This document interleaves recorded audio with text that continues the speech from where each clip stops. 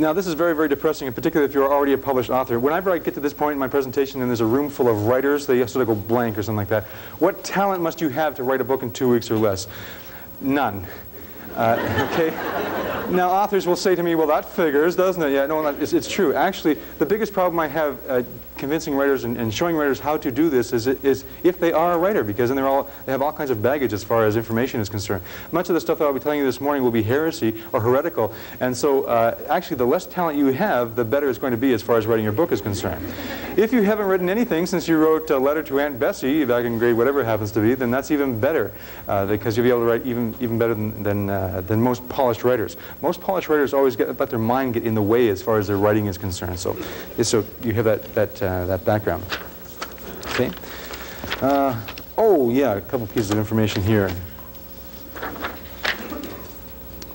Why would you want to write a book in 2 weeks? Well, first of all, it's a lot more fun than spending 2 years on it.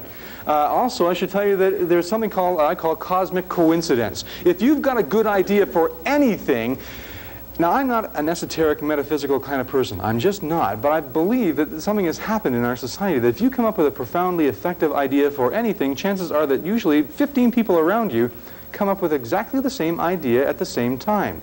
So if you come up with an idea for a book that was particularly effective or powerful, the faster you write it, the more likely you are to become known as the expert in that particular field. It's happened throughout history. A couple of examples. My own biological background, there was an author that was named, his name was Charles Darwin. Charles Darwin wrote a book called The Origin of Species. And everybody said, ooh, isn't that wonderful? Lots of controversy, lots of historical benefit as far as Charles Darwin was concerned.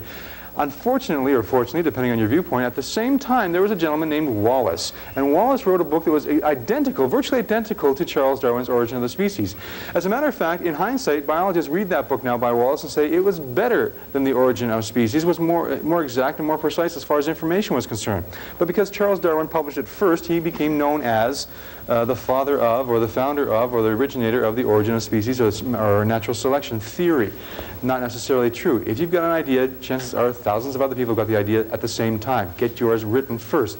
Another case in point, Alexander Graham Bell invented the telephone at the same time that Elisha Gray invented the telephone, at the same time that Thomas Edison invented the telephone. It was a race to the patent office. And even then, these people had nothing to do with each other. Even then, there was a lot of court cases that irritated a lot of people for several years to find out actually who invented the telephone. So understand that. Also, if you write the book on a particular topic, then you are the expert in that topic. Whether you are or not is completely irrelevant. You become the expert on that particular field. If you're the author of that, or if he's the author of that book, or if she's the author of that book, she must be the expert in that field. Anytime you watch any kind of a talk show, Oprah or Geraldo or whatever it happens to be, there's always 4 people who are on the stage. There are 2 people who are afflicted with the problem.